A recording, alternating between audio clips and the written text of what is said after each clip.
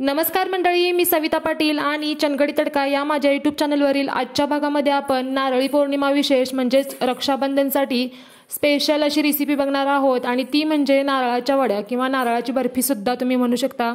अवघ्या 1 ते 1.5 तासामध्ये तयार होते बनवून आणि तोंडात टाकताच विरघळते बरं का। आणि पाहू शकता छान पांढऱ्या शुभ्र अशा आपल्या नारळाच्या वड्या बनलेल्या आहेत। चला तर मग वेळ न लावता या छान गोड अशा रेसिपीला सुरुवात करूयात। आणि हो, अशाच माझ्या छान छान आणि नवीन नवीन रेसिपीज बघण्यासाठी माझ्या चॅनल समोरील बेल आयकॉन दाबून माझ्या चॅनलला सबस्क्राइब करा आणि माझ्या सर्व रेसिपीजचे नोटिफिकेशन तुमच्या यूट्यूबवरती मिळवा। चला मग या रेसिपीला आपण सुरुवात करूयात।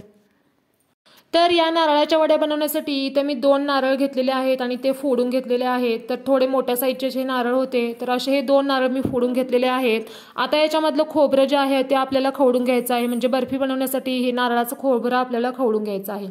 तर कोकोनट स्क्रबरच्या साहाय्याने मी हे सर्व खोबरं जे आहे ते खवडून घेतलेलं आहे। तुमच्याकडे जर विळी वगैरे असेल तर त्याने सुद्धा तुम्ही खोबरं खवडून घेऊ शकता, पण या स्क्रबरनं खूप पटकन खोबरं खवडून होतं बरं का। अवघ्या 10 ते 15 मिनिटात मी हे दोन्ही नारळ खवडून घेतलेले आहेत।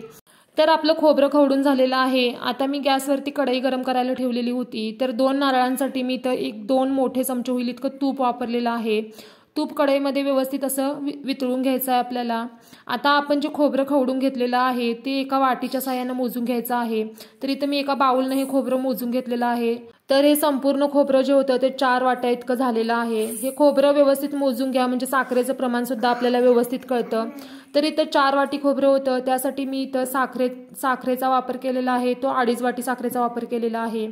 तर खोबऱ्याच्या निम्मी सुद्धा साखर वापरू शकता, पण खोबऱ्यामध्ये जो चिकटपणा येतो तो साखरेमुळे येतो, त्याच्यामुळे साखर एक अर्धी वाटी मी जास्त वापरलेली आहे। टोटली तर 2.5 वाटी मी साखर वापरलेली आहे। आता याला थोडंफार आपल्याला परतून घ्यायचं आहे। पूर्ण साखर विरघळली जाईल तोपर्यंत आपल्याला ह्याला परतून घ्यायचं आहे। तर पाहू शकता आपली जी साखर होती ती खोबऱ्यामध्ये पूर्णपणे विरघळलेली आहे। आता अशा प्रकारे हे व्यवस्थित हलवून घेतलं की त्याच्यामध्ये आपल्याला अर्धी वाटी होईल इतकं दूध टाकायचं आहे। तुम्ही साईसकट सुद्धा दूध वापरू शकता। तर इथं मी अर्धी वाटी दूध वापरलेलं आहे। आता दूध टाकून ह्याला व्यवस्थित परतून घ्यायचं आहे। आता गॅसची फ्लेम लो टू मीडियम ठेवायची आहे आणि एक अर्धा ते पाऊण तास आपल्याला हे सतत मिश्रण हलवत राहायचं आहे। तर अर्धा तासामध्ये आपलं हे वडीचं जे मिश्रण आहे ते व्यवस्थित बनवून तयार होतं। तर अशा प्रकारे लो टू मीडियम फ्लेमवरती हे खोबऱ्याचं जे मिश्रण आहे आपल्याला सतत हलवत राहून हे व्यवस्थित असं बनवून घ्यायचं आहे। तर गॅसची फ्लेम आहे ती हाय करू नका, नाहीतर खोबरं तळायला लागण्याची शक्यता असते।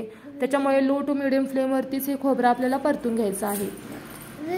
तर पाहू शकता आपलं खोबरं जे आहे ते आपल्याला चिकट वाटण्यास सुरुवात झालेली आहे। आता ह्याच्यामध्ये मी बदाम आणि पिस्त्याचे बारीक असे पूड करून टाकलेले आहे। तुम्ही काप करून टाकले तरी चालतील किंवा बर्फीच्या वरून टाकले तरी चालतील, मी बर्फीमध्येच टाकलेले आहेत। आणि ह्याला व्यवस्थित असं परतून घ्यायचं आहे। तर पाहू शकता आपलं खोबरं जे आहे ते कढईपासून वेगळं होताना तुम्हाला दिसतच असेल, म्हणजे आपलं मिश्रण जे आहे ते बऱ्यापैकी बनून तयार आहे। आता ह्याच्यामध्ये आपल्याला वेलची पूड सुद्धा टाकायची आहे। तर वेलची पूड सगळ्यात शेवटी टाका, म्हणजे त्याचा छान फ्लेवर शेवटपर्यंत राहतो। आधीच टाकला तर थोडा त्याचा वास जो आहे वेलचीचा तो कमी होतो। तर 1 चमचा वेलची पूड टाकलेली आहे। आता ह्याला परत एकदा व्यवस्थित परतून घ्यायचं आहे। तर आणखीन एक 10 मिनिटं आपल्याला या खोबऱ्याला अशाच प्रकारे लो टू मीडियम फ्लेमवरती व्यवस्थित असं परतून घ्यायचं आहे। तर पाहू शकता मी आणखीन एक 10 मिनिटं हे खोबरं लो टू मीडियम फ्लेमवरती परतून घेतलेलं आहे आणि आपल्या कढईच्या कडांपासून हे मिश्रण वेगळं होताना तुम्हाला दिसतच असेल, म्हणजे आपलं मिश्रण जे आहे ते व्यवस्थित असं बनून तयार आहे। आणखीन एक 2 मिनिटांसाठी आपल्याला याला परतून घ्यायचं आहे। तर आणखीन एक चेक करण्याची पद्धत म्हणजे आपण हे मिश्रण हातावरती घ्यायचं आणि थोडंसं याचा गोळा करून बघायचा। जर गोळा आपला व्यवस्थित बनून तयार झाला तर आपलं हे मिश्रण तयार आहे। आता एक ताट घ्यायचं आहे, त्याच्यावरती तूप टाकायचं आहे आणि त्याला व्यवस्थित ग्रीस करून घ्यायचं आहे। तेल वापरलं तरी सुद्धा चालेल। आता आपलं मिश्रण जे आहे ते बनवून तयार आहे। पाहू शकताय कढईपासून वेगळं होतंय। आता हे पूर्ण मिश्रण जे आहे ते आपण तूप लावलेल्या ताटामध्ये काढून घ्यायचं आहे। जर तुम्हाला बर्फी थोडीशी लवकर बनवायची असेल तर मिश्रण थोडं जास्त वेळ कढईमध्ये आटवून घ्या। तर आपलं हे मिश्रण व्यवस्थितपणे आटलेलं होतं ते मी उलटण्याच्या साहाय्याने अशा प्रकारे ताटामध्ये पसरून घेतलेलं आहे। तुम्ही ग्लासच्या किंवा वाटीच्या साहाय्याने सुद्धा अशा प्रकारे हे व्यवस्थित पसरून घेऊ शकता। आणि उलटण्याच्या साहाय्याने परत मी ह्याच्या कडा व्यवस्थित ज्या आहेत त्या सरळ करून घेतलेल्या आहेत।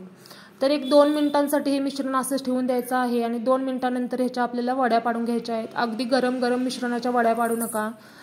थोडंसं थंड करून घ्या आणि नंतरच याच्या वड्या पाडा। तर अशा प्रकारे तुमच्या आवडत्या आकाराच्या चौकोनी शंकाकृती कोणत्या आकाराच्या तुम्हाला वड्या आवडत असतील त्या प्रकारच्या तुम्ही बनवू शकता। मी ते चौकोनी आकारामध्ये ह्या वड्या ज्या आहेत त्या कापून घेतलेल्या आहेत आणि पाहू शकता छान अशा आपल्या वड्या ज्या आहेत त्या कापल्या जातात।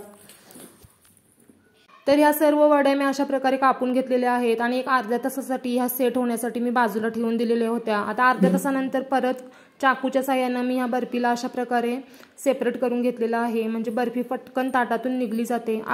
आणि अगदी अर्ध्या तासासाठी ही मी बर्फी जी आहे ती सेट होण्यासाठी ठेवून दिलेली होती आणि छान अशी आपली बर्फी ताटातून सेपरेट झालेली आहे, पाहू शकता। आणि पांढऱ्या शुभ्र अशा खुसखुशीत तोंडात ठेवताच विरघळणाऱ्या छान चवीच्या आपल्या खोबऱ्याच्या बर्फी किंवा वड्या ज्या आहेत त्या तयार झालेल्या आहेत। या नारळी पौर्णिमेला ह्या नारळाच्या वड्या नक्की ट्राय करा। अगदी सोपी रेसिपी आहे आणि चवीला सुद्धा तितकीच भन्नाट लागते, नक्की ट्राय करा। आणि हो, मला कमेंट्समध्ये सुद्धा कळवायला विसरू नका कशी झालेली आहे। त्याचबरोबर माझ्या चॅनलला लाईक करा, शेअर करा आणि सबस्क्राईब करायला सुद्धा विसरू नका। चला तर मग पुन्हा भेटूयात एका नवीन रेसिपीसह एका नवीन एपिसोडमध्ये।